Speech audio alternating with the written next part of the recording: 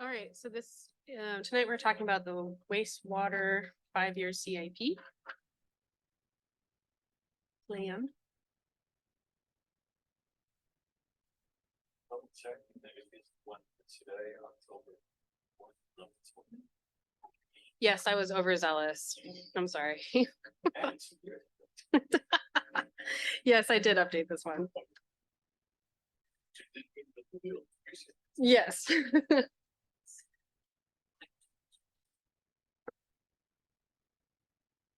Yes.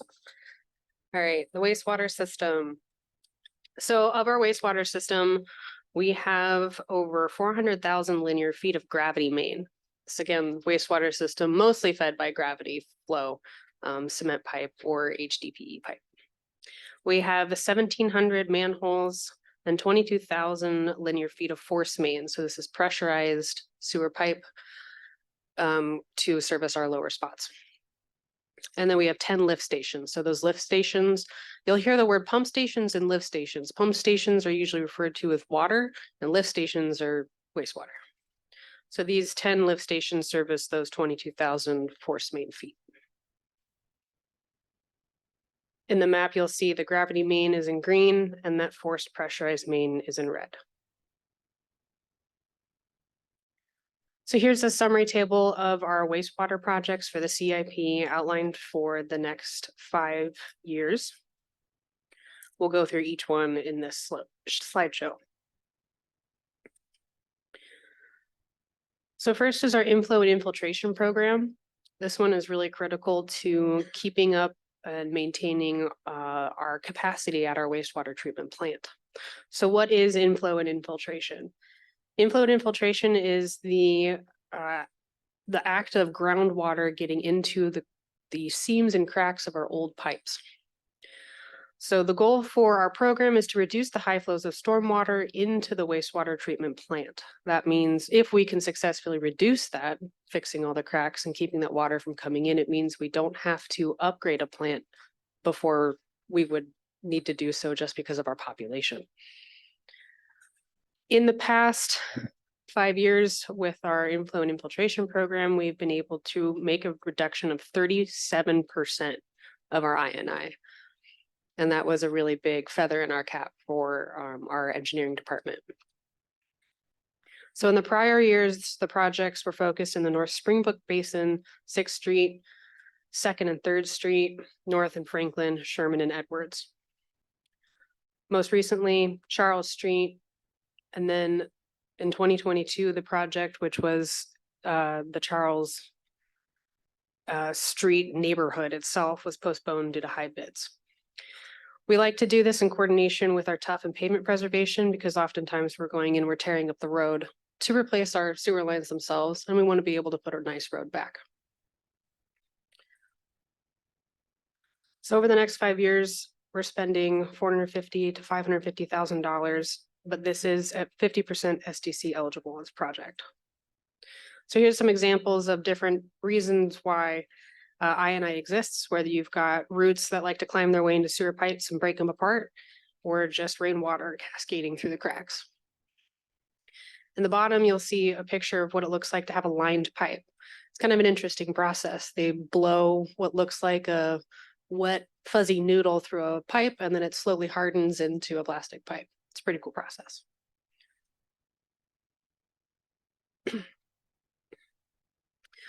So the inflow and infiltration report is a separate project, and it's really important because it is it's kind of like a master plan, but it's on a smaller scale just for inflow and infiltration.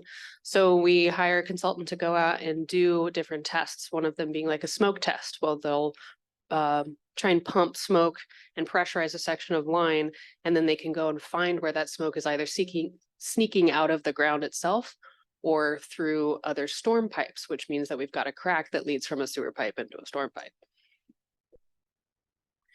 So this report itself is funded. It is $241,000, but that's what we have budgeted, and it is 50% SDC eligible.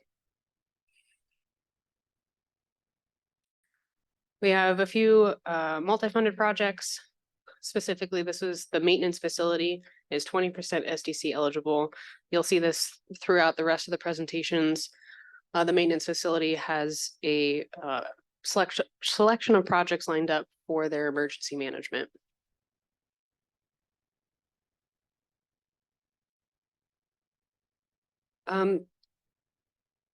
So when I say emergency management, it's for the effective emergency response. And having that updated, better infrastructure at the maintenance yard will allow us to be more agile as we respond to emergency events. So the improvements over the last several years have been the fleet fueling station, which was completed this year, several IT upgrades, interior upgrades, dumpster ramps, paving, I believe, parts of it, and then a vehicle washdown area. But it's not done. This was a cool before and after shot. You can kind of see that gray building in the back is that tan building on the right side. So they've moved some things around and they've really maintained, upgraded their infrastructure out there. And that's our beautiful new fleet fueling station constructed by our maintenance department. All right, the next is the Hess Creek trunk line. The Hess Creek trunk line is what you can kind of consider the main spinal artery of the sewer system that runs through Newburgh. The Hess Creek trunk line runs pretty much down the middle of Newburgh, down Hess Creek itself, and then right into the wastewater treatment plant. So a lot of different lines feed into this main trunk line. So the project C1A in the 2018 master plan is a high priority project. It's planned to line the upper portion of the Hess Creek trunk line to reduce inflow and infiltration. As you can see, this older line sits right in the middle of a creek. So the first order of priority, phase 1, is to line it with that method I was talking about before. Phase 2, from East Fulton to with the wastewater treatment plant, is to get the pipe out of the creek and construct it in along a parallel path. Can I ask a question about this? Yes. So at the very bottom of that, I know it's not clear, but I live in that area. Does that line actually go through Friends Park underneath it? It looks like it slices right through it. Right here? On the very bottom, yeah. Yep. So, and that's an existing line that's under the park right now? Yes. Okay, so does that need to be dug up and lined? You don't have to dig it up to line it. Okay. And if we build a parallel line, then we often abandon old lines by filling them with a really a really light version of cement.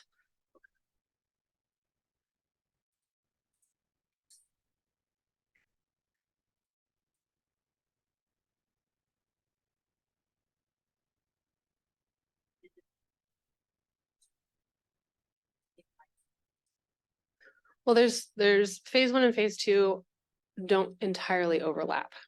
So the northern portion of it in phase 1 with the previous, you can kind of see on the map, it's a little more north than phase 2. That's the part that's going to be lined. And I wish I could speak to more detail about the specifics of this project, but that's kind of the most detail that I have, is that I know we're going to be lining more of the northerly section.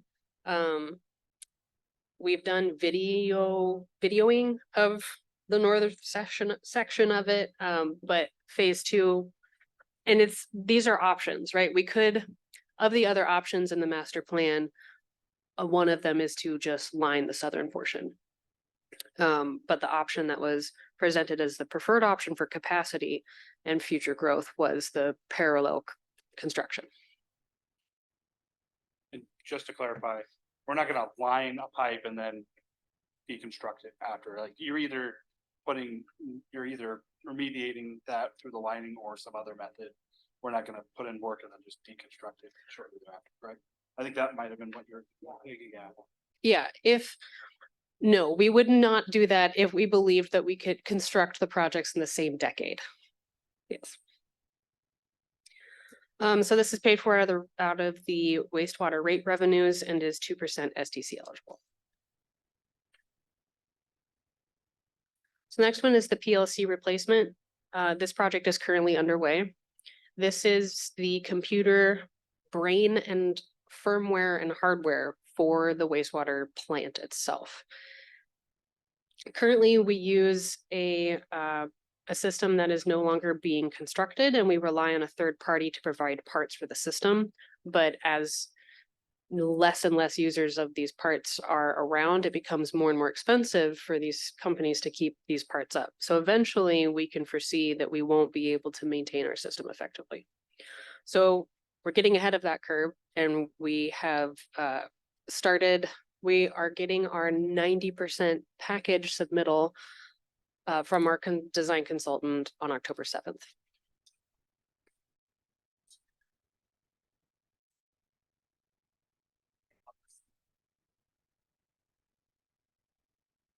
Those are really good questions, and I don't know.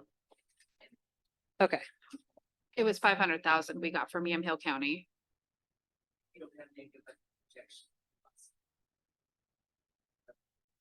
That I don't know. I only know what the ARPA was. I've got the total cost. Okay.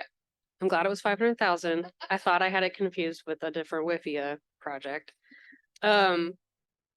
The total cost for the project is in the table at the end of the slides. So we'll get back to it. 1.1 million. Yeah. And the ARPA grant was specified for the purchase of capital only. So we are only able to use that money for the purchasing of the computer equipment itself.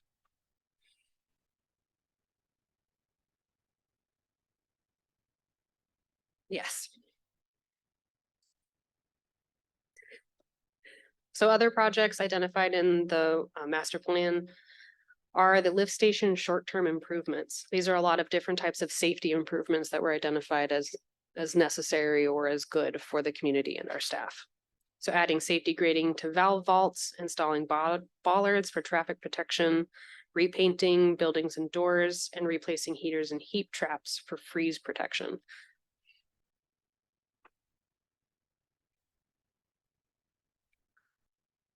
A large portion of the work on Elliott Road was the underground utilities, a part of which is the wastewater. So the Elliott Road project included a new wastewater line through the road.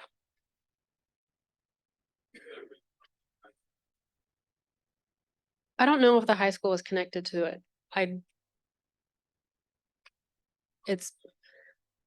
I've been so focused on all the residential pieces of it. I don't remember if the high school is connected to that wastewater line.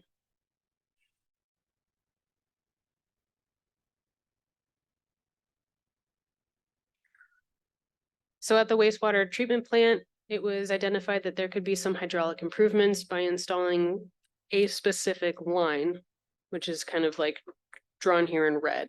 This is installation of a second parallel pipe from the clarifier effluent to the chlorine contact basin. So the consultant identified that if we had the second parallel line, it could make our system more efficient. This is $549,000 and is 14% SDC eligible.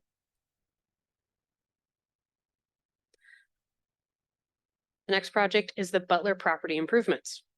This is one of the multi-funded projects. A part of it was from our water.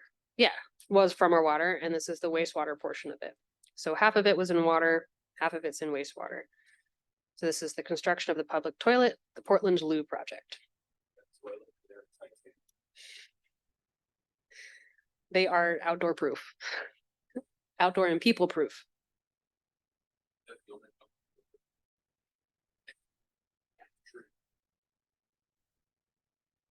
So next on the list is the Riverfront lift station. So the Riverfront lift station is a part of the Riverfront area growth itself. This project was identified as a need to service the riverfront as that area expands. With the addition of the Riverfront lift station, we would be able to turn off, disassemble the Charles and the Andrew lift station. Both the Charles and the Andrews lift station are smaller, less efficient lift stations than the one Riverfront lift station would be. I know that in general maintenance, and the wastewater crew were happy about this because it means less maintenance for them overall. The next one is the compost sale pile cover. At Newburgh, out of our wastewater treatment plant, we make our own compost and we do sell it to the community. We have our sawdust bay covers, which keeps the sawdust dry in the wintertime, which means that we have to put less energy and cost into drying that sawdust in our burner unit. One of the reasons that we want a compost sale pile cover is because when it rains, it washes that some debris, but just a lot of wastewater back into the system directly there at the plant in their drain. So if they could cover that, keep it dry, keep water from going back into the system that had already come out before, that's the goal. So this is about $205,000, but it is not SDC eligible. So on the budget, it shows at 250. So is it 205 or is it 250? Oh, that might be a typo on this slide. Always trust the budget spreadsheet. Okay. Thank you for All right. catching that. Sounds good. And then if we're gonna get to this on the other presentation. So we generate $50,000 in revenue a year over in this compost sale, is that correct? Somewhere thereabouts. So in like, as a part of this, are we gonna recoup any of those costs associated with so we charge $10,000 per cubic yard. And I don't know about the quality of the compost, I don't necessarily buy that. I'm not a big compost consumer here, but I guess, what's the benefit of the compost pile for the city? Like, what, beyond having a product to sell? Like, are we able to, are we taking waste out of the system? And so that's a net benefit for us? Because we're gonna spend $250,000 on something that we generate $50,000 in revenue for. Mhm. And I guess, what's the net benefit of the actual compost pile itself? Like, what are we getting out of that as a community? Well, I can't speak directly to the numbers of this. I know that we are required, we will have solids to dispose of when we are done, and we are required to dispose of them. And we can either pay someone else to dispose of them, or we can get money from those solids by selling them.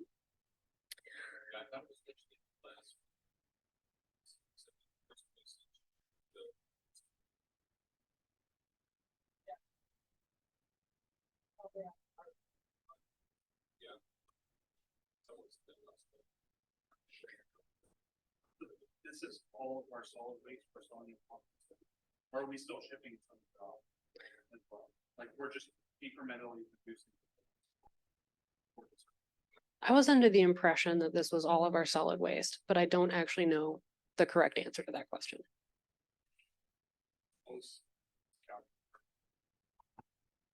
I thought it was captured once, that after it's been treated, that's the solid waste. It was in one of the materials.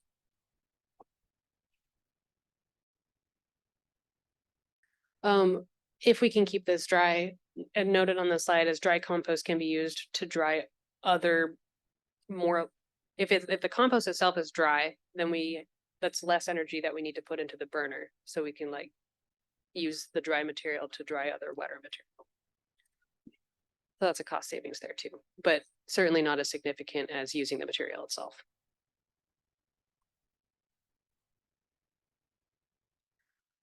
So longer term projects, but not within the 5-year CIP, are just the master plan, other long-term lift station improvements, the new oxidation ditch that will eventually be needed by the wastewater treatment plant, the Hess Creek lift station, chlorine contact expansion, the Highway 240 lift station upsize, and the Charles and Andrew lift station removal, which again is partnered with that Riverfront lift station.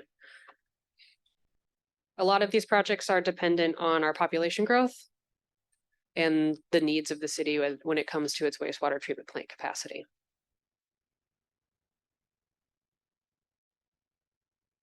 And then the last slide is back to the summary of the CIP for the next 5 years.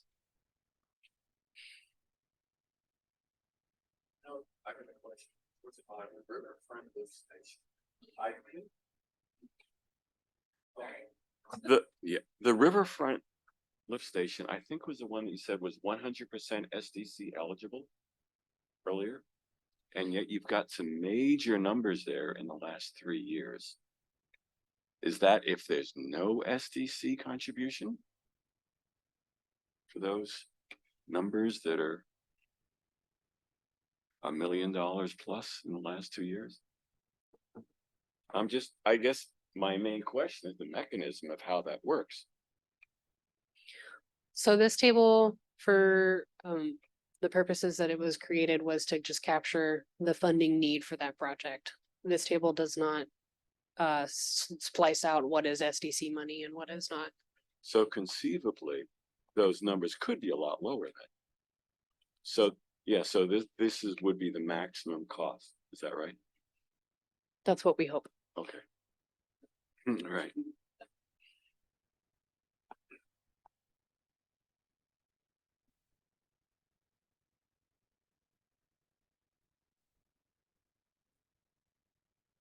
Would like one clarification or maybe just a comment Mhm. from anyone. As we were going through the slides and the topic came up in previous meetings, but sort of indirect or well, I'll just say indirect projects relative to water. In my mind, the utility bill and water consumption. And the ones I pulled out this go around were the public works yard and the maintenance yard, and then I think you mentioned the Elliott Road, there were some lines taken out, so we replaced the lines and then did substantial improvements above. That whole road on Elliott looks nothing like it used to, and there's more money above ground than below ground by a long shot. So can we talk a little bit about what the relevance is to those projects as we're looking at a slide that is deemed the wastewater CIP program? So for Elliott Road specifically, the wastewater money only goes to wastewater items, whether that's pipe, laterals, Okay. items like that. So it's, yeah, that money is set aside specifically for that utility and that utility only. Okay, and the balance of what was used to create whoever's following along, what used to be Elliott Road and what it is today is coming out of maybe the transportation fee or some other budget line. Street fund. Okay. Yeah. Yeah. Okay. Yeah, some street SDC and then mostly the gas tax from the street fund. Okay. In Public Works, they're included because that maintenance group also does maintenance on the water facilities. Yes, correct me if I'm wrong, Katie, but the maintenance facility is split equally among all the utilities because they maintenance all of our utilities. Thank you. Okay, so it looks like I just went back to the presentation last month. There's lines in for both of those. For example, the maintenance yard for water projects is 51,750. So I guess that's the portion specific to water, specific to wastewater. And then there's also some carve out here for Elliott Road for water projects.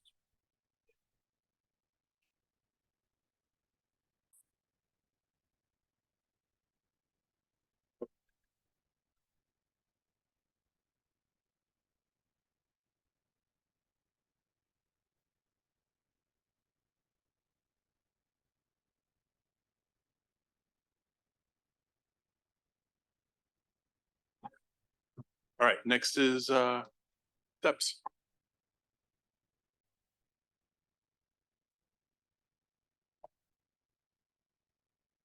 And Sarah, you're gonna load that up? Yes, ma'am. Thanks. Let me get my screen sharing back up. Do you want to talk?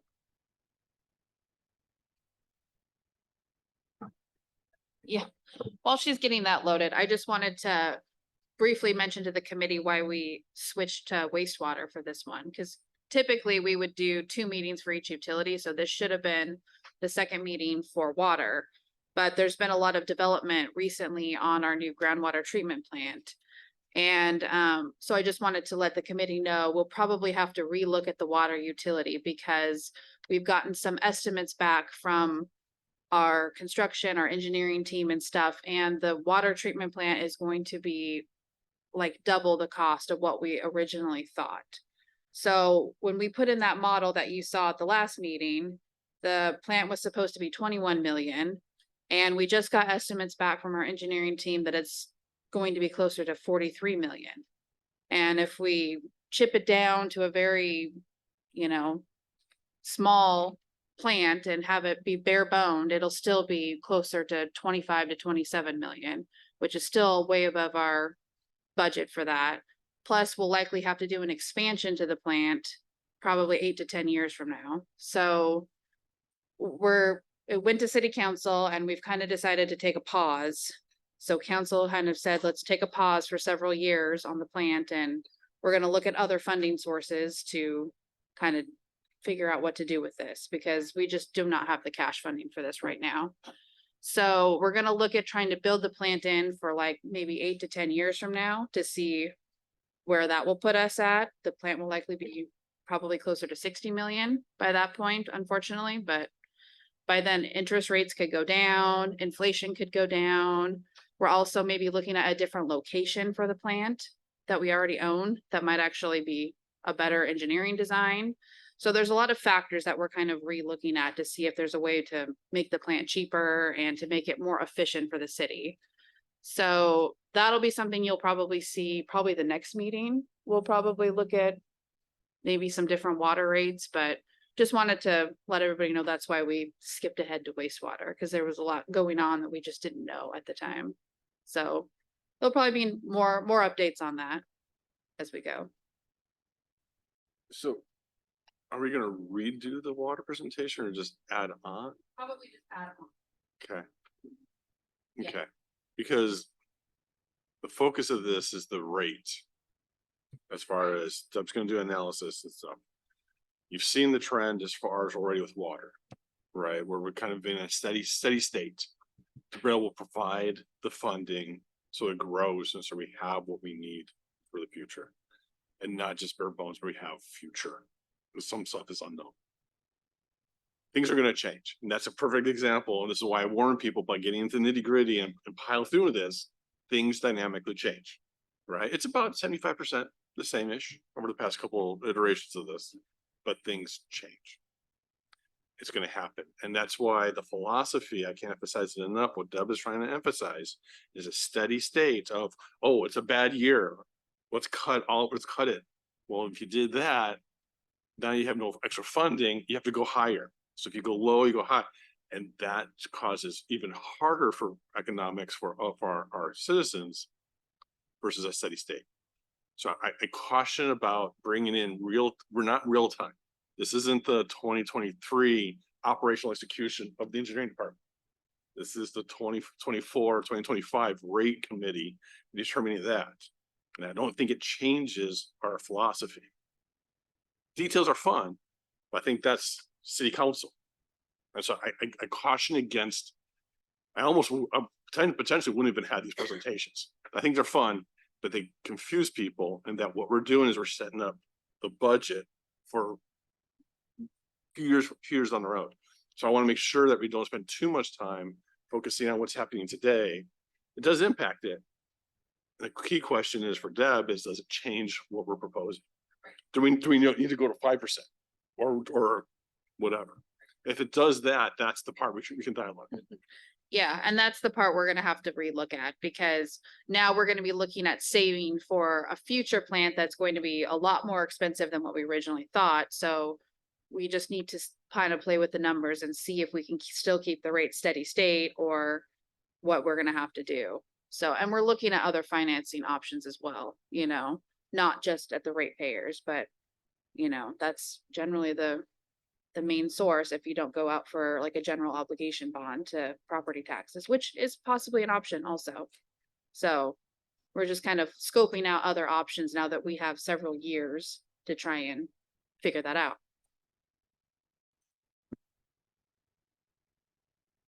Okay, so wastewater. Let's go to the next slide, please. So there's a lot of parallel numbers and themes here as a couple weeks ago. And we're dealing with an enterprise fund, which is funded right now primarily by the resources of the system, which are 75% the rates. 23% you can see is from the SDC revenues. And then there are miscellaneous other charges, the compost, which was discussed, 50,000, and dumping fees as well. So there are some other fees, but out of let's see, I didn't put the total budget on this one, but it's many millions of dollars, and those are fairly small components of it. But every little bit helps. And okay, let's go to the next slide. So these are the rates that are currently in effect. You can see there is a fixed charge, and that is assessed to all customer types based on the number of accounts. So each account gets that fixed charge. Then there's also a component that is charged to each additional dwelling unit. And this relates back to Sarah's presentation, where she was talking about infiltration and inflow, which is not the direct result of customer flows. So we've got that volume charge, which is assessed based on how much you discharge to the wastewater system, which is estimated from your winter time water use, because irrigation things don't return to the sewer. So we set the rate structure so that it doesn't charge you for that additional water use during the summer. That the fixed charge then in this multi-dwelling unit charge is in recognition of the fact that infiltration and inflow has been a sizable investment of the city over the past decades, and that everybody kind of needs to contribute to that, it is, again, not a function of if I'm a large industrial user and I'm discharging water, I'm not causing more of the infiltration and inflow problem as a household. In fact, households, the more houses you have and connections in the system, there's opportunity for infiltration. So under industry standards and EPA guidelines, it is appropriate to charge those for those costs associated with secondary, not directly related to customer flows through fixed charges, which includes that additional account dwelling unit charge. So that's and that's impressive. 37% reduction, you said. So that investment has made a difference in terms of the capacity needs of the plant.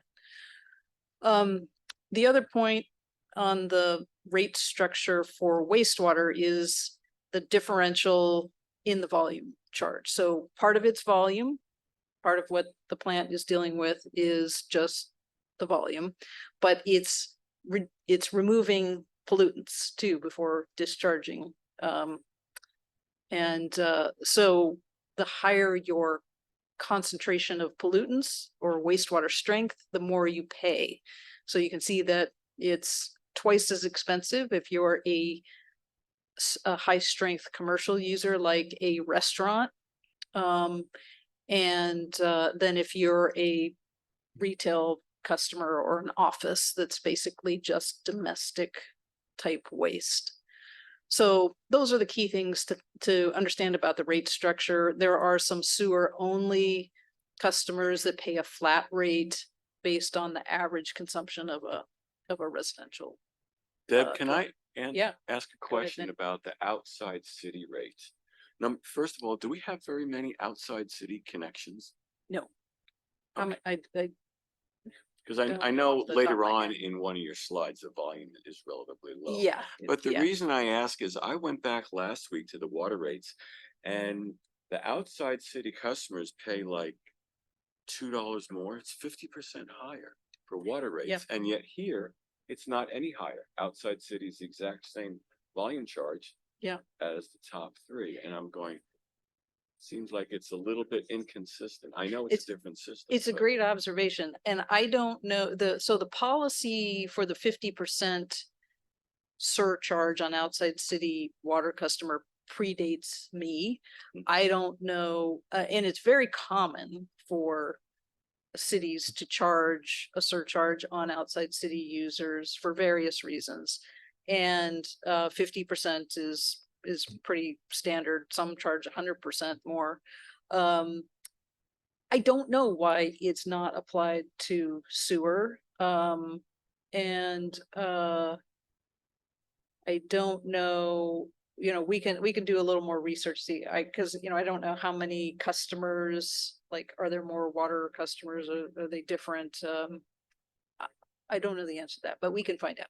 Yeah, I guess my other question is, we've got a system here that's set up and potentially down the road, we could have more requests for outside of city. And I'm just wondering if we've got higher water rates, should we have higher sewer rates or keep it the same? I don't know. I mean, we're paying major dollars for city services. Yeah. And yet perhaps this one should be a little higher also. I Yeah, don't know. great question. Subject for discussion. Okay, yeah, we'll bring that information back. Okay. Okay, thanks.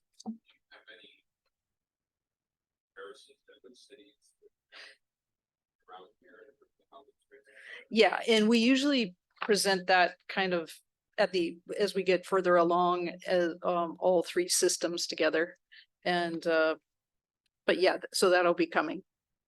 We'll include Lafayette this year. I know.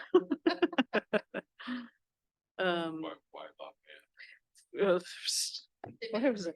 Yeah, like 200% rate increase or something. I don't know. So some very large rate increase.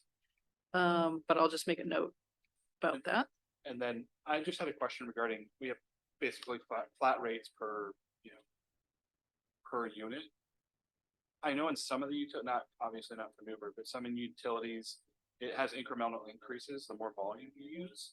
Is that something, number one, that we have the systems to be able to direct towards? And number two, is that a common use case for wastewater and for water itself in other municipalities? That's a great question also. So those are more common for water, and because they're designed, those tiered or inclining block rate structures, what they're called in the industry, are designed to encourage people to use less water. And so, which is in particularly during discretionary periods like the summer, to reduce the peak so that the capacity of the plant you can stretch further. That it was considered some years ago, but the cities at that time, there wasn't kind of, there are a lot of trade-offs.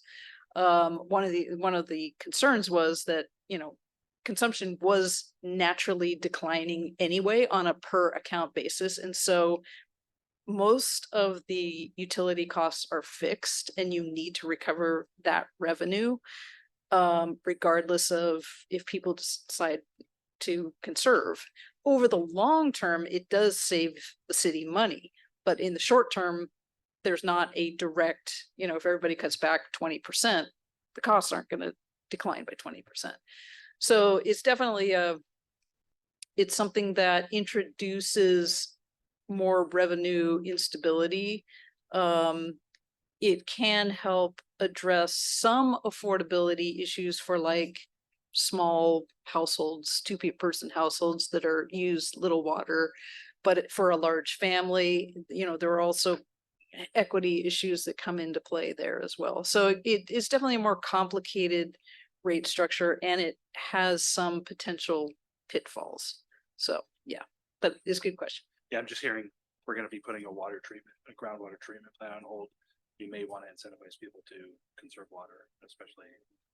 Well, that'll be a great question to ask once, now that there's been this pivot, which literally within the last couple days, um, to see, yeah, is there some benefit to, can that plant, it's my understanding that part of that plant, the issues with that plant is not so much capacity related as it's old. But it will be, yeah, if we're is looking at options for delaying having to do that major investment, is there anything else that can be done? So I'll make a note of that too. And it may not be capacity currently, but with an increase in population by 10,000 in the next several years. And yeah, and kind of getting back to what Ron was talking about, we don't want to, I'm not using this as a lever or suggestion for a lever to like somehow decrease revenues in, but I think Right. it's an opportunity. Number one, we have an instance where maybe we just don't want as much volume coming through those plants, but then additionally, I think there's some measure or mark where, if people are using large volumes of water, I think there's a instance where, if they're using that much water, they should maybe have to pay an incremental amount beyond that. Absolutely. Yeah. Yep. There's definitely that philosophy is common. Okay. Any other questions on the rate structure? I Yeah. do have a question. I don't know if it can be answered today or if it's down the road Yeah. when we talk about rates specifically. But what's the frequency of identifying properties to be in classifications? The single family, multifamily is straightforward, but commercial 1, 2, 3 and industrial, is it annually they get put into 1, 2, 3 or industrial or? Well, it's based on the type of business. So anytime if a business changes and if you take your retail and you now become a restaurant, that would trigger, yeah. Yeah, but it's based on the use, the type of use, the type of business.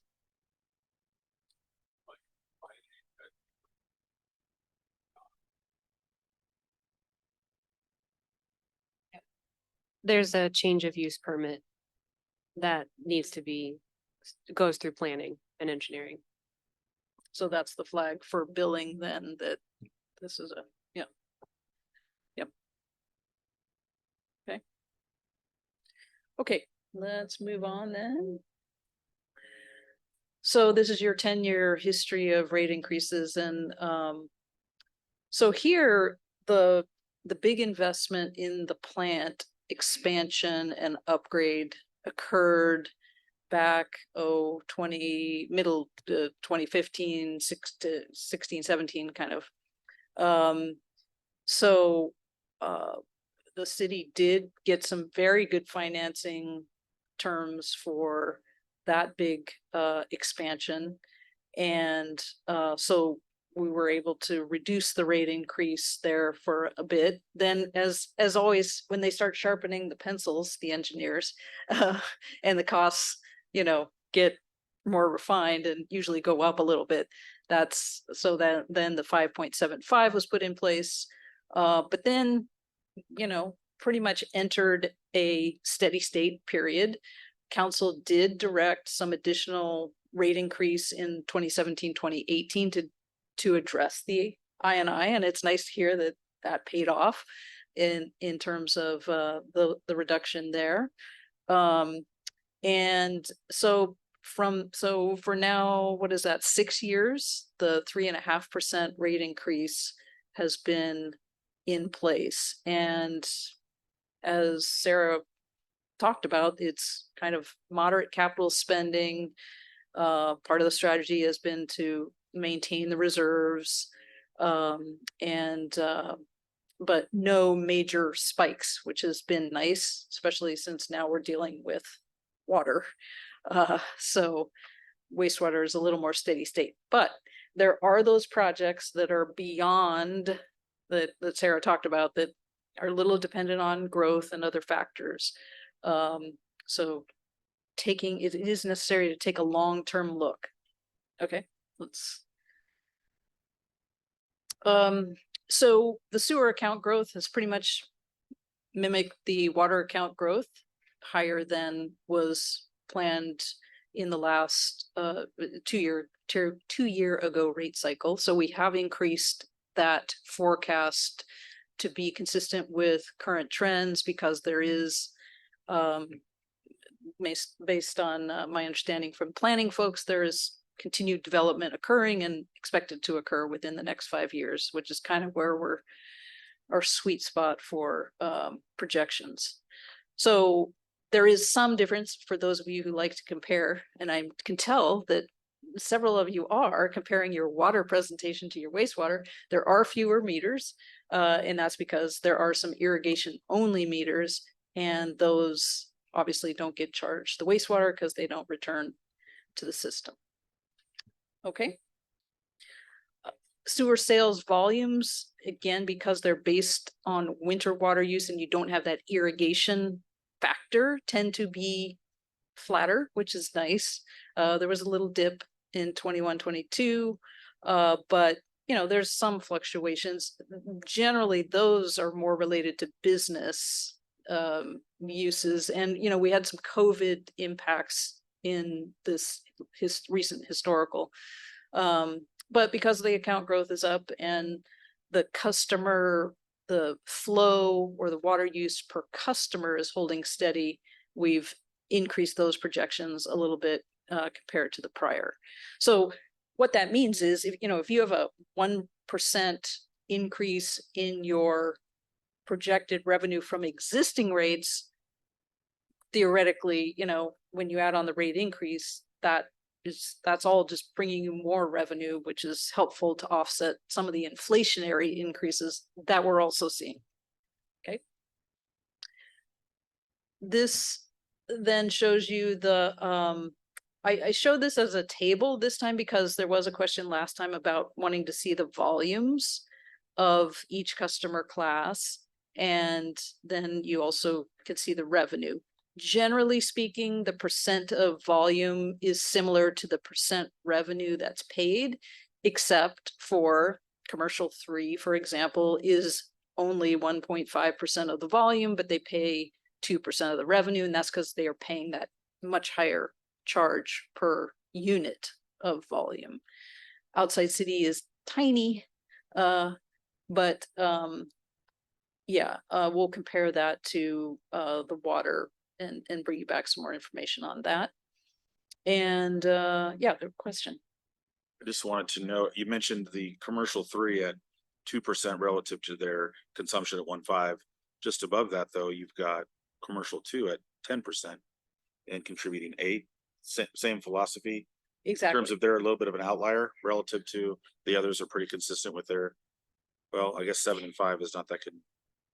Yeah, so I can tell you, so you can see that there are so there's two things happening. One is the differential in the volume rate, and the other thing is that fixed charge. So the fact that the infiltration and inflow costs are recovered through the fixed charge, that means that single family and multifamily pay slightly, their percentage is higher than their volume. So that means commercial is slightly lower because it's a zero-sum game. One goes up, somebody else goes down. So you have both commercial 3 and single family and multifamily paying percentages that are slightly higher than their volume, and you have the opposite for commercial 1 and 2. Thank you. It does. I'm not sure they're there yet, but I definitely see what's trends. So they talked to, Deb talked to it. It's important. It's a great time to highlight it. The family connections, because there's more of them, those impact the I&I. Sure. That's why they're paying a little bit more, which matches in the standards that Deb is looking across. So that because of more connections, Yeah. they have more infiltration. My first assumption on the residential was just that. As I work my way down farther, I just have additional questions about, especially the commercial grade. Yeah. And why there's differences. It seems like it's more to the use, billing to the use versus a flat, consistent rate for all commercial. Yeah. And then to Derek's point, maybe some escalators for volume, but we can get into that later. That's just a clarification I wanted to make on those Yeah. 3. No, good. And we will be, the other part of this is looking at the rate structure and whether any of those relative percentages should change. So particularly in context of the comments about the reduced I think we'll want to look at that.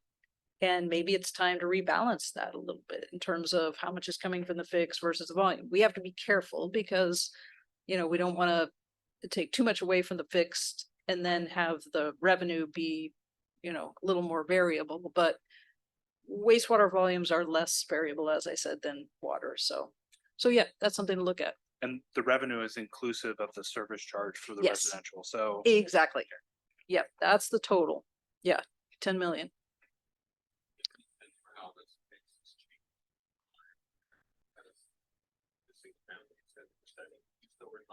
Oh, that's a good question. Well, so there you did lose some major industry.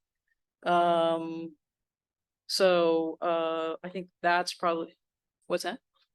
What was yeah, which I think they were a sewer customer, weren't they? Or did they? Yeah, yeah. So there have been those kind of changes. If I were to guess, I'd say there's more multifamily than there used to be. Yeah, but I'm sure I have a presentation from 10 years ago and we could look at that. It'd be an interesting, yeah. Well, I know staff keeps telling me there's a lot more multifamily units coming online. Yeah. Yeah, yeah. Yeah, and I know that a big part of the SDC committee's discussions and the council's discussions have been how can the city encourage more business development. So your point is well taken. Yeah. I guess along the same lines, have you ever heard of it who have said that they don't want to sewer, water, whatever rates, but they think for like less demand? When you're talking about a data center that's using a lot of water, yes. When you're, I don't know. I think in Newburgh, I'm only half joking, the SDCs are such a shock. They never get to looking at the water and sewer, but that's changed or changing. The new development. Correct. Yeah, but outside of new development, Tom, is it okay if I use Tom and Thomas? Tom? I hear quite frequently just the cost of living in Yamhill County in general is high. And that includes utilities, but it's everything else. So it's Yamhill County's third in the state for cost of living. Well, you've got Washington and Clackamas were lower than 1 and 2 metros, Lane County and Multnomah. But I'm answering the question. The question is, have you heard someone say that utilities alone? Probably not. But collectively, there's definitely pressure on businesses and developers and current residents on the cost of living in Newburgh. It just is. And maybe there's similar pressures other places. I'm not denying that. But it has been mentioned that Yamhill County specifically and Mack and Newburgh are the two populous centers. So yeah, we'll see how that looks like. Yeah. And an update on Lafayette too.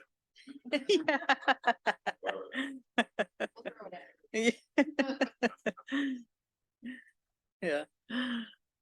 Okay, great. Good discussion. All right, Sarah. So pretty unremarkable comparison between actual and projected rate revenue. Not much change, just the line's higher because of that higher customer growth, like it was for water. Okay. Operating expenses, similar kind of pie slices as was the case for water. We've got the franchise fees, which are applied to all the utilities at 7% of the revenue, and internal service charges, which are those shared services, and materials and services costs have increased significantly. from the prior forecast, driven a lot by just increases in operating supplies and utilities. The utilities do pay utilities, and there's significant cost, especially, you know, electricity, things like that. There's a lot of, within this operating budget, there's a lot of just kind of ongoing replacement of meters and pipes, vehicles, all of that too. So there's yeah, and there have been impacts to, you know, both personnel costs as well as the materials and services. So that's part of what's driving that increase. The good news is that unlike water, where you're looking at an increase in debt service associated with the plant at some point, whenever that investment is to occur now, with sewer, you've got some debt falling off and no new debt that has been identified as being needed in, you know, because you've been managing your reserves well to pay as you go in terms of capital funding.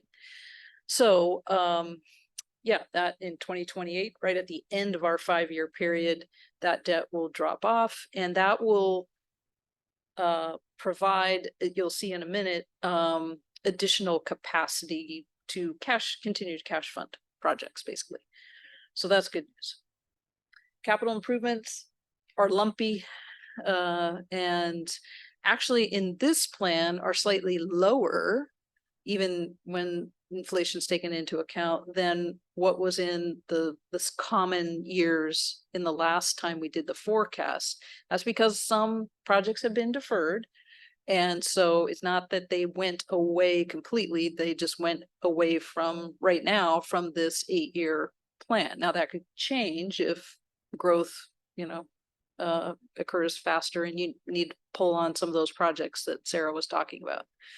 But yeah, good news is there's not any major increase compared to what was previously planned for.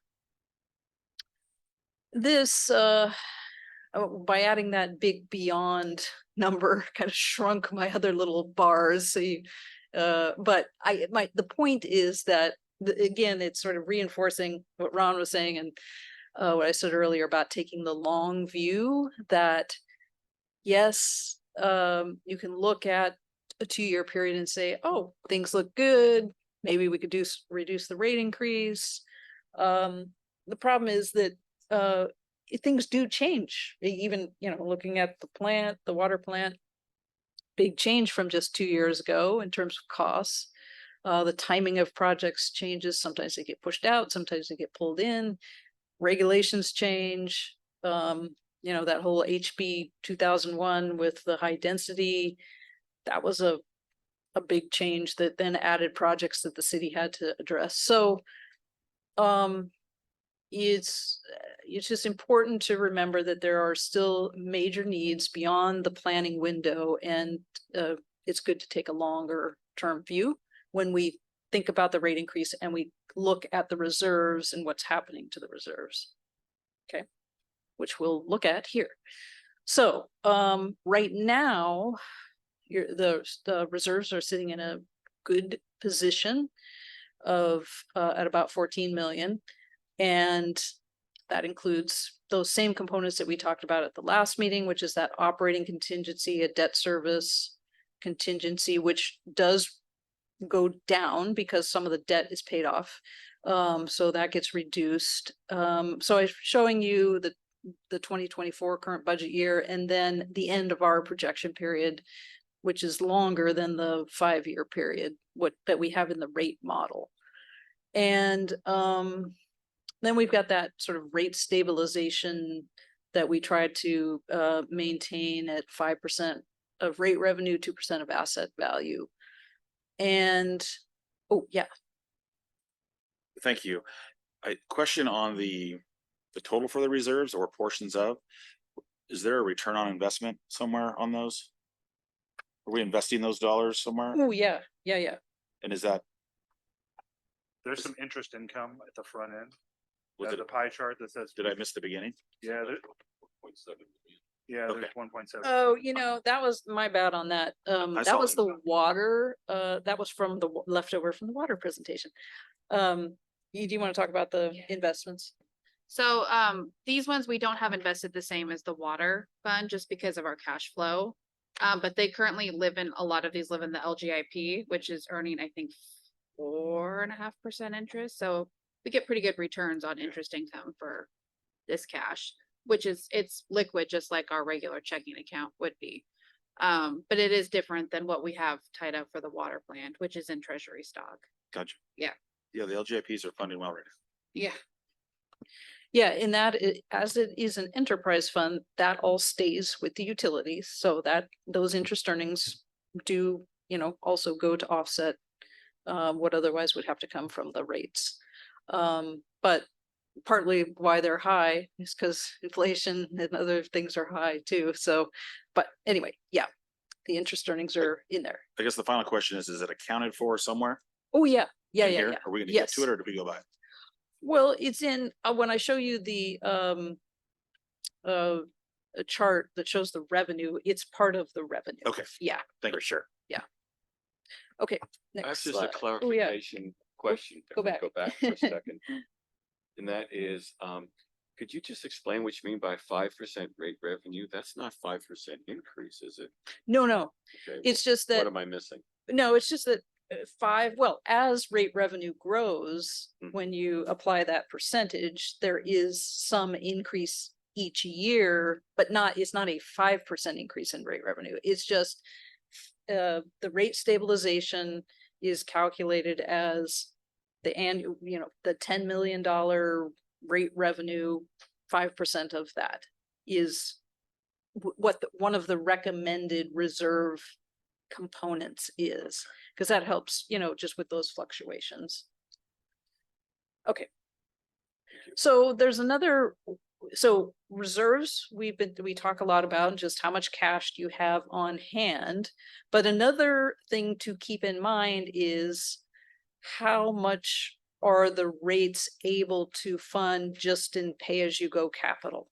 And this was kind of interesting to me, that as the operation and maintenance costs have increased, and when we look at what is left to pay for capital just out of the current revenue that the rates and the system is generating, including those interest earnings, we don't even have $1 million a year. And the average CIP funding over this period is about 1.8 million.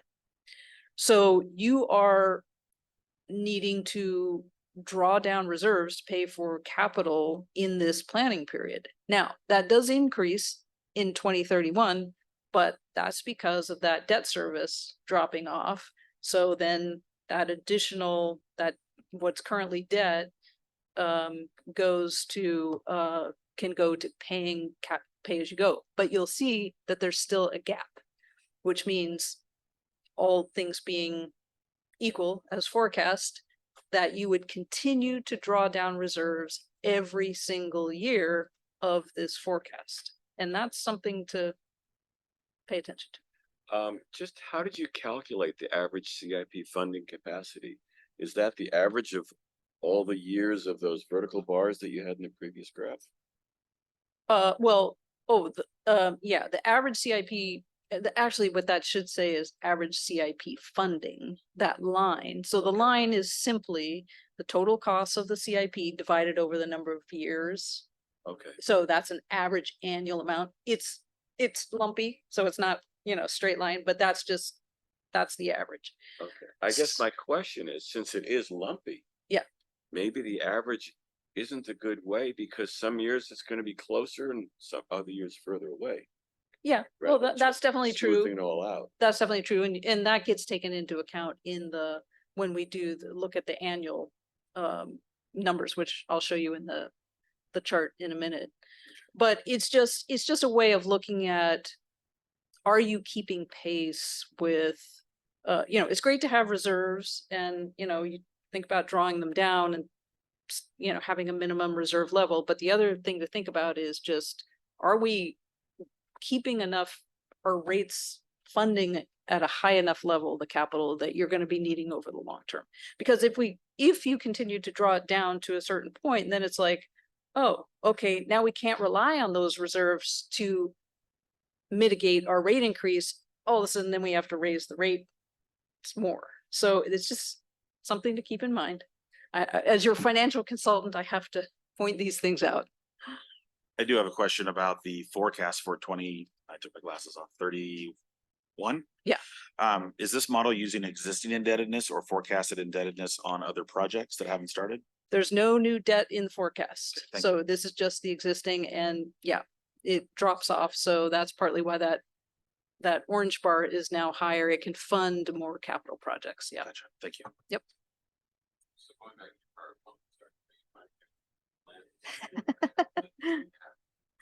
Well, yeah, yeah, it's very, very astute. Well, Katie will say, we're not recommending the increase, but I was like, well, I'd like to just show you, because in the years past, we have brought forward, okay, here's what it looks like with this rate increase. Here's what it looks like, just so you get a sense as to the sensitivity of the rates to, and the funding. So yeah, if we go to the next slide, this is what it would be with 4%. And you'll notice that line, the bar gets much closer to the line. So I was curious of what would it take, to get to a higher level of annual capital funding capacity that more approximated what those annual average expenditures are. So just for your information. Okay. Yeah, right. Yeah. So this is the full chart of expenses by type and reserves and revenues. So just again, to reorient you, the different bar colors are different types of expenses. The purple is the personnel, the blue is other operation and maintenance costs. And then you've got the darker blue is the debt service, which you can see again in 2028, that drops off a little bit. And the orange is the amount every year that's going to fund the capital from rates. There is Sarah was saying that many of these projects are SDC eligible. So SDCs also go from another fund to pay for a portion of those capital projects. And you can see that the average, really the city focuses on a 5-year CIP. And I'm always saying, yeah, but what do you need for the next years after that? Because that's what I want to make sure that, there's not some big improvement out there. And there is a very large improvement out there at some point to the plant, the oxidation ditch improvements. So it's just not in the 2031, even through 2031 at this point. But when that hits, that's like what was that, like 20 million or some, not to put you on the spot, the oxidation ditch. I'd have to go look again. Yeah, There's too many in my numbers in my head. to Yeah, say no, right. no worries. But it's a big number. It certainly caught my attention. So that's why I showed those additional graphs, just so yeah, in the next 2 years, and given, maybe given what's happening with water at the water plant, staying at 3.5% is certainly fine with the current forecast. It's just that as you look further out, I just start to, and partly it depends on what's going to happen with inflation and, the operating costs, customer growth, all of that. So that's why it's really great that you look at this every 2 years, because you stay on top of things, which is good. Question. Yep. So can you explain the mechanism or reason for the decline in the ending fund balance collectively with the reserves from 24 through 28? Yeah, so anytime that the red line is sort of a reddish line is lower than the bars, that means you're taking out reserves to pay for your current expenses. So you're You know, it's like if your home expenses, your paycheck isn't covering your expenses in that month and you have to borrow from your savings account, that's basically what you're doing. You're borrowing from your savings account to pay for your current expenses. You definitely don't want to do that for your operating costs. And you know, but it's not uncommon to do that at times for capital, because that's why we have the reserve, that rate stabilization. You don't, because it does fluctuate. So some years, theoretically, some years you're spending more, you take out the reserves, the next year you pay less, you build back the reserves, you know, it just kind of works out over time. Here is definitely a trend down because you are consistently borrowing from your savings account. This is all current, and projected indebtedness is all relative to current projects. Yes, yes, And then just to tie this back to the other presentation, yes. that's the orange, correct? What's So that? if we take a look at the prior presentation, that included all of the capital projects. Oh, That would Sarah's delineate the presentation. orange in this presentation, correct? Yes, yes. Yes, or at least the orange that's paid out of rates. Yeah. Yeah. So that's where that, yeah, the question about, you know, Sarah's presentation was total. And these orange bars are just the ones from rates and reserves. So, okay. And then of course I have to show the 4% version too, which just, instead of that, that continuing to decline, it kind of levels out once that debt drops off. So again, just for your information. Okay, next slide. I just have a question. Yeah, on the yeah. previous one. So we basically, we go from $3 to $5 million in personnel expense, like services, or is that just headcount and activities associated with that? And then additionally, we have this big bucket called other O&M. Yeah. I don't know if it would make sense to potentially delineate that, but when you see like a large percentage of the total as other, it always throws red flags for me. Yeah, so if you look at the pie chart, that does break it out a little bit more, you know, it shows you, I did, you know, so pie chart on slide 9, it breaks out, the other is the materials and services, the internal services, and the franchise fees. So, I was reluctant to make this any more colorful and complicated. So, yeah, but your question about personnel, what, that is, FTE and, benefits costs. It is the staff that to operate and run the system. So are we gonna need to increase headcount to meet demand, or is that just, these are raises, increases in benefits, those sort of Yeah. factors? Yeah, and unfortunately, a lot of our public works staff, so Newburgh has 2 pension plans. We have the Oregon PERS plan, and then we have our own pension plan. And a lot of our public works staff happen to be in our own pension plan that we no longer offer, but it's still available for those who are grandfathered in. And the contribution rates for that compared to PERS are like double. They're very expensive to maintain our own pension plan. So that's why some of these, the personnel, it's huge. Yeah, so. Yep. It's a little more than that. And as Yeah. a lot of the people who are in that pension plan are closer to retirement age, so the more that people retire out of that, the higher our costs are gonna be. Because then those positions will become PERS funded positions, but yet our liability for maintaining this pension plan still remains. So then we still have lots more to continue to pay. So that's why. Okay, so this is just kind of the wrap up of the good news and the bad news, not any terrible news here. It's good steady customer growth, debt dropping off, no new debt forecast. You've got lots of reserves that you can leverage, and that all helps protect you against inflation, the staff retirements that Katie just talked about, and then but keeping an eye on those longer term needs. I thought that the summary that I just took from this, maybe I misunderstood you, is that our reserves are being depleted continuously and it looks not good for the far future. In the longer term, and yeah, but I think in light of, I promised Katie I wasn't gonna say that you needed to have a 4% rate increase.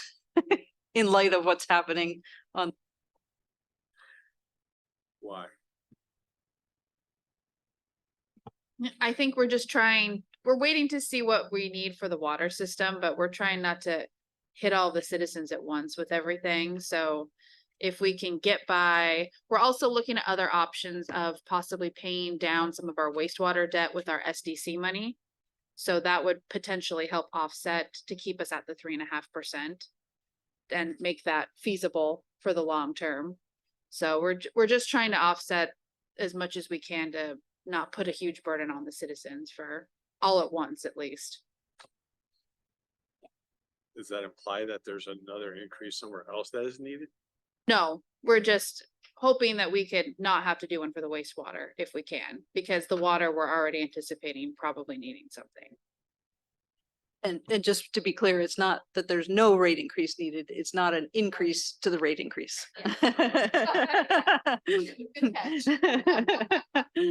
But that was a really great point about the SDC revenue.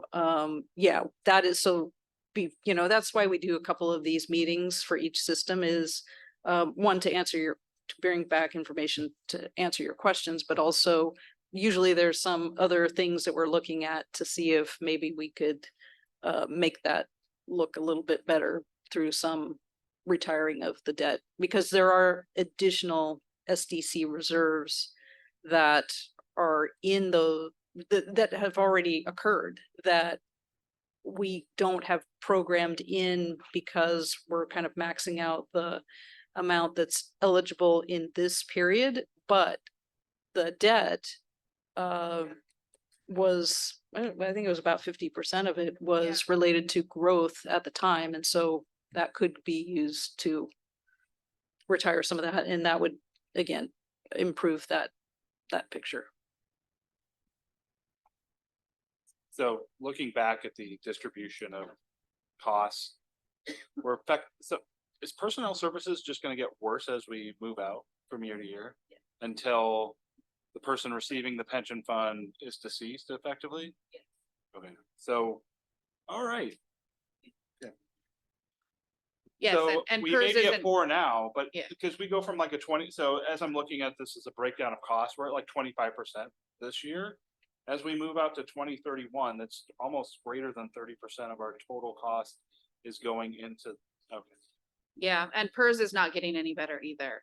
Their funding status is not anywhere close to, I think the last time they said it, it was like 60% chance of being fully funded in 2040, which that's still not great odds.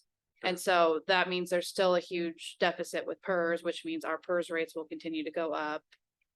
So if you're hired on now, you go, but there's the tiered PERS system, right? Yeah. So like, what? But isn't the new, so like, I have a sister or sister-in-law who's a teacher. She's not on the like top PERS. That'd be my mother-in-law whose dad was a sheriff. Her husband was a sheriff.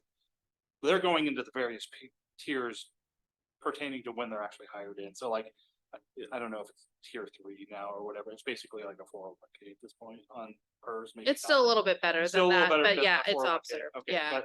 okay, so that will decrease, but until the function who's receiving the more Cadillac, I guess, pension services, we won't see any No. tail off for quite a few years. Yeah, So we may be talking about 4% now, but as we progress out, if we want to have any sort of, those rates may balloon to 6, 8, 10%. So just to afford those additional. Okay. yeah, and we have no plans on adding any more staff. And we're trying to really keep all of those costs internally down as well, just with staffing. Are those funds specific? I guess it's not the shared.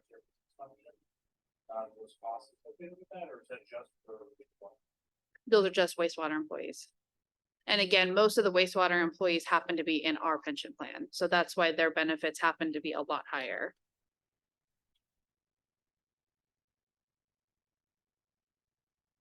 I know. There was one more. Next steps.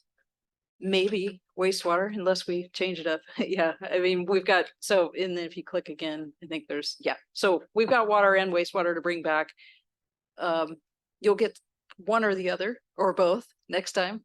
At the end, I think, click one more time. It's October 25th. So. Okay. Some of the questions that we had, you took some notes. Does that come back on like the October 25th? Okay. We won't have the rate comparison done, but then, because that's sort of planned for, but that'll be like in November or so. Yeah.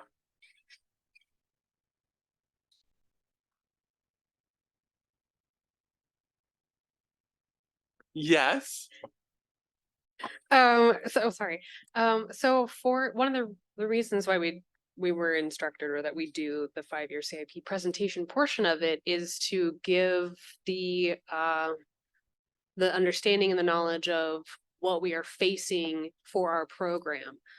But if the 5-year CIP presentations aren't fulfilling that role for you guys, if you guys want me to change what we talk about or change the presentation itself to fulfill that role, that's why we were doing that 5-year CIP presentation. Because it is really the master plans look out a long ways, and they dictate to the city and us engineers who we like lists and projects and things to do. They say this is what needs to be done to support your future infrastructure. But yeah, if there's a way that we can change the presentation that would better serve that function for this purpose, please let me know. Well, I'll go on record to say I think it's very valuable, and I think the insight is relevant. Because at the end of the day, I get we don't control whether those projects are going to go forward or not. But we are providing a recommendation on one of the primary funding mechanisms that would be essential to those programs. So rather than we'll always need to be increasing rates, and it's pretty obvious everything is going up. I am very interested personally in what the long-term outlook is and what challenges we're facing, and what more specifically the capital improvement projects, because those tend to be the ones that suck up the most money. So I would just say, not that the chair's comment wasn't heard. I understand what he's getting at. What is our scope? What are we eligible to even weigh in on? But that additional information for me provides a lot of context. So thank you. Just to clarify, I don't think we have that piece of the longer term strategic, where the capital is going in that. Seems more day to day. This is what we're trying to do next year, which is more comes to the operational budget aspect. Versus I am looking at 5 years, and this is what I'm seeing and what I don't see. Maybe I'm missing that, but that's how it kind of feels for the past couple iterations. This is what we're trying to, this is what we're dealing with today. This is what we're working. So what we did last time is what we're doing now. And it's not, so it's more tactical than strategic. If it's strategic, that makes more sense because strategic ties into the funding piece. The tactical piece, as far as how you're managing the city, that's what I'm trying to say. This piece is really strategic as far as the focus and the support of it and the execution of it. So, good clarification. I agreed. If it's that piece. Is there any public comment? With that, we can adjourn October 25th, same bat channel.